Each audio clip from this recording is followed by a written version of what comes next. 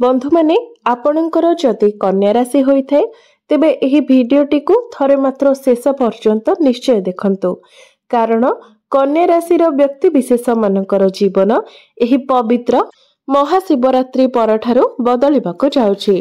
कारण प्रत्येक ग्रह नक्षत्र मानकर चलन रे एक बहुत बड़ परिवर्तन हेबाको जाउछि, जहा द्वारा आपणक जीवन रे चलीथिबा समस्त दुख कष्ट एवं समस्यार अंत हेबाको जाउछि एवं पुणी थरे खुशी फेरिबाको जाउछि।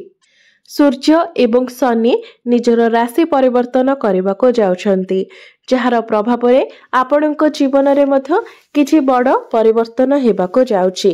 तो एही पवित्र महाशिवरात्रि ठारू आपणक जीवन रे चालुथिबा समस्त दुख कष्टर अंत हेबाको जाउछि। पुनर्बार आपणक जीवन को खुशी फेरिबाको जाउछि। एही पवित्र महाशिवरात्रि ठारू आपणक जीवन रे कौन सबु बड़ परिवर्तन हेबाको जाउछि ताहा जानिबा पूर्वरु जदि आपणकर मध्य कन्या राशि होइथाय तबे भिडियोटी को लाइक करी चैनल टी को सब्सक्राइब करि दियंतु एवं कमेंट बॉक्स रे भक्ति एवं श्रद्धार सहित ओम नमः शिवाय निश्चय लिखंतु। तो बंधु माने पूर्वरु आपणकर स्वास्थ्य खराब रहुथिला, धनजनित समस्या मध्य देखा देउथिला। आपण ऋण नेइथिले किंतु ऋण सुझी पारु नथिले, ऋणर भार आपणक उपरे बढ़ी जाइथिला। आपणकर गृह परिवार रे खुशीर वातावरण नथिला। आपणकर शिक्षा क्षेत्र रे अनेक समस्या देखा देउथिला। आपणकर अनेसेसरी खर्च मध्य हेउथिला। समाज रे आपणकर मान सम्मान कम होई जाइथिला। आपणकर योग्यता थिबा सत्ते मध्य अनेक चेष्टा परे मध्य आपणको चाकरी प्राप्ति होई पारु नथिला। संतान संतति को नै मध्य आपण चिंतित रहुथिले। व्यापार वाणिज्य रे मध्य आपणको क्षतिर सामना करबाको पडुथिला। आपणकर प्रेम जीवन रे मध्य समस्या देखा देउथिला। तो एभली जहाँ भी किछि समस्या आपणको जीवन रे चालुथिला तो एही पवित्र महाशिवरात्रि ठारू ता सबु दूर हेबाको जाउछि। आपणको जीवन रे पुणी थरे खुशी फेरिबाको जाउछि। आपणको जीवन रे पुनर्बार नूतन सूर्योदय हेबाको जाउछि। बंधु माने शुक्र हेउछंती धनर कारक ग्रह। शुक्र हेउछंती मां लक्ष्मीकर स्वरूप। यह व्यतीत शुक्र आपणकर द्वितीय एवं नवम भावर अधिपति अटंती। द्वितीय एवं नवम भावर स्वामी होई शुक्र आपणकर सप्तम भावरे विराजमान अछंती। शुक्र आपणकर सप्तम भावरे उच्चस्थ मध्य अछंती, जहा फलरे एही महाशिवरात्रि परे आपणको संपूर्ण रूप रे आपणको भाग्यर साथ मिलिबो। प्रत्येक कार्य रे आपण सफलता प्राप्ति करिवे। भाग्य बल रे आपण कम परिश्रम रे अधिक सफलता प्राप्ति करिवे। धन रोजगार करिवार नुआ नुआ रास्ता आपणको मिलि जिवो। आपण कोनोसी बड़ इन्वेस्टमेंट करि पारंती। कोनोसी बड़ कार्यर आरंभ मध्य आपण करि पारंती। आपणकर मन धर्म आड़को अग्रसर हेबो।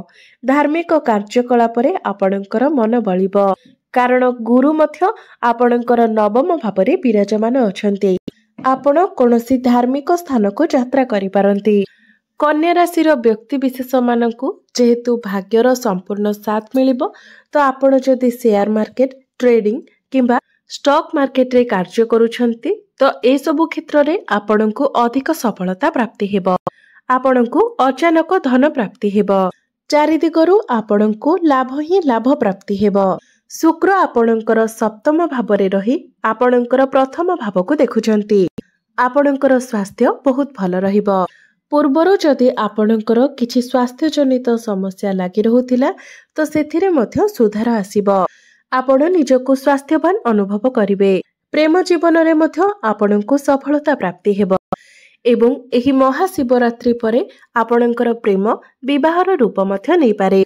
एवं कन्या राशि व्यक्ति विशेष माने जो मानकर विवाह बयस होई जायथिले मध्य जदि आपणकर विवाह होई पारु नथिला तो आपणकर विवाह जोग मध्य खोली जिवो। शुक्र आपणकर सप्तम भावरे अछंती। सप्तम भावटी होइथाय वैवाहिक जीवनर भाव, आपणक जीवन साथीर भाव एवं व्यापार वाणिज्यर भाव। तो शुक्र जेहेतु आपणकर सप्तम भाव उच्चस्थ अछंती तो आपणकर वैवाहिक जीवन भल रहिबो। मात्र शुक्रंक सहित राहु मध्य जेहेतु सप्तम भाव अछंती तो हठात करी आपणक मध्यरे बेले बेले किछिटा डिस्टर्बांस होई पारे, कारण राहु हेउछंती मुंड विहीन ग्रह। तो मझिरे मझिरे बेले बेले एई सब समस्या देखा देई पारे। मात्र शुक्र उच्चस्थ थिबा हेतु आपणकर जीवन साथींकर क्यारियर रे ग्रोथ हेबो। जो दंपति माने संतानर कामना रखिथिले तो एही महाशिवरात्रि परे आपणको संतानर सुख मध्य प्राप्ति हेबो।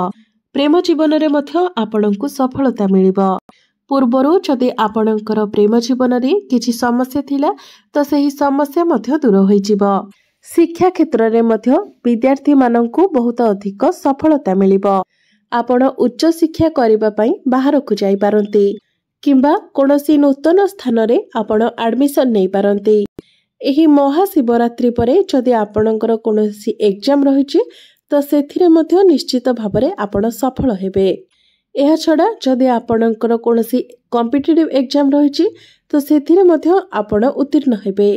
बंधु माने आपणकर राशिर अधिपति बुध आपणकर षष्ठ भावरे विराजमान अछंती। तेबे राशिर अधिपति जेतेबेले तृतीय अष्टम षष्ठ एवं द्वादश भावरे थांती तो सेतेबेले एहा टिके खराब रही थाए, कारण एही सबु स्थान गुडी को दुष्ट स्थान माना जाय थाए। तेनु एही समय रे आपण निजर शत्रु मानक ठारो दूरे रहिबा पई चेष्टा करंतु।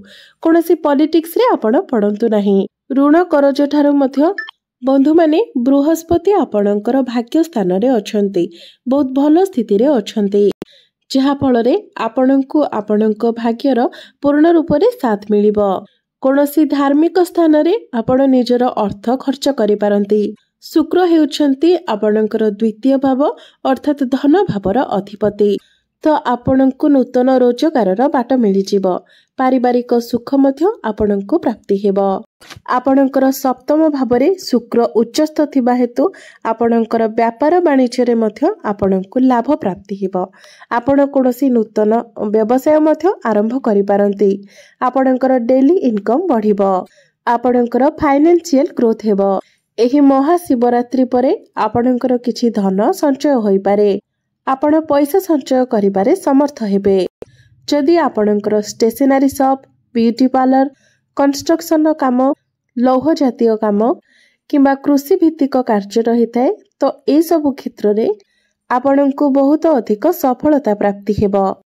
आपण माने जदि ऑनलाइन कार्य करूछंती, डिजिटल क्षेत्र रे अछंती, मार्केटिंग रो कार्य करूछंती किंबा आपण जदि शिक्षक अछंती तो ए सब क्षेत्र रे निश्चित भाबरे आपणको सफलता प्राप्ति हेबो। ट्रैवल एवं टूर रे मध्य आपणको सफलता प्राप्ति हेबो। एही महाशिवरात्रि परे आपण कोनोसी छोट मोटो जागा को यात्रा मध्य करि पारंती। बंधु माने मंगल आपणकर दशम भावरे अछंती, केंद्र रे विराजमान अछंती, जहा फलरे आपणकर क्यारियर रे आपण एनर्जेटिक रहिबे एवं आपणक क्यारियर रे किछि बड़ परिवर्तन मध्य हेबो। कार्य क्षेत्र रे आपणकर ट्रांसफर मध्य होई पारे। चाकरी क्षेत्र रे आपणकर प्रमोशन मध्य होई पारे। जो मानक निकट रे कोनोसी चाकरी बाकरी नथिला तो सेमानकु चाकरी प्राप्ति हेबार मध्य जोग बनुछि, तो आपण चाकरी पाई निजर चेष्टा जारी रखिबा उचित। आपणकर जदि कोनोसी इंटरव्यू रहिछि तो सेथिरे मध्य आपणको सफलता मिलिबो। कोनोसी एमएमसी कंपनी रो आपणको जॉब ऑफर आसी पारे, तो कर्म क्षेत्र रे निश्चित भाबरे आपणको बहुत बड़ सफलता प्राप्ति हेबो। आपणको कोनोसी बड़ गोटे खुशी खबर प्राप्ति होई पारे। बड़ भाई भौणींकर सपोर्ट आपणको मिलिबो। पितांकर सहाय्य एवं सहयोग मध्य आपणको प्राप्ति हेबो। आपण कोनोसी भूमि, जानवाहन, जमी किंबा प्रॉपर्टी आदि किणाकिणी करि पारंती। जो व्यक्ति विशेष माने विदेश रे रही कोनोसी व्यापार वाणिज्य करूछंती किंबा चाकरी करूछंती सेमानंकु एही महाशिवरात्रि परे अधिक लाभ प्राप्ति हेबो। तो एही महाशिवरात्रि परठारो आपण माने प्रत्येक क्षेत्र रे सफल हेबाको जाउछंती। तेबे अधिक शुभत्व प्राप्ति करिबा पई आपण प्रत्येक दिन गणेशंकर आराधना करंतु। ଏବଂ ବୁଧବାର ଦିନ ଆପଣ ପ୍ରଭୁ ଗଣେଶଙ୍କୁ ଦୁବ ଅର୍ପଣ କରନ୍ତୁ ଏବଂ ଗୋମାତାଙ୍କୁ ସବୁଜ ଚାରା ଖାଇବାକୁ ଦିଅନ୍ତୁ। ଏହାଛଡ଼ା ଆପଣ ପ୍ରତ୍ୟେକ ଦିନ ବୁଧଙ୍କର ବୀଜ ମନ୍ତ୍ର ମଧ୍ୟ 108 ଥର ଜପ କରନ୍ତୁ। ଏହା ବ୍ୟତୀତ ପ୍ରତ୍ୟେକ ଦିନ ଆପଣ ହନୁମାନ ଚାଳିଶାର ପାଠ କରିବା ସହିତ ପ୍ରତ୍ୟେକ ଦିନ ଉଦିତ ସୂର୍ଯ୍ୟଙ୍କୁ ଆପଣ ତମ୍ବା ପାତ୍ରରେ ଜଳାର୍ଘ୍ୟ ଅର୍ପଣ କରନ୍ତୁ। ନିଶ୍ଚିତ ଭାବରେ ସମସ୍ତ ଅଶୁଭତ୍ୱ ଗୁଡ଼ିକ ଖଣ୍ଡନ ହୋଇ ଆପଣଙ୍କୁ ଅଧିକ ଶୁଭତ୍ୱ ପ୍ରାପ୍ତି ହେବ। ତ ବନ୍ଧୁମାନେ, ଆପଣଙ୍କର ଜୀବନ ମଙ୍ଗଳମୟ ହେଉ, ଏହା ହିଁ ଈଶ୍ୱରଙ୍କ ନିକଟରେ ମୋର ପ୍ରାର୍ଥନା। ଧନ୍ୟବାଦ।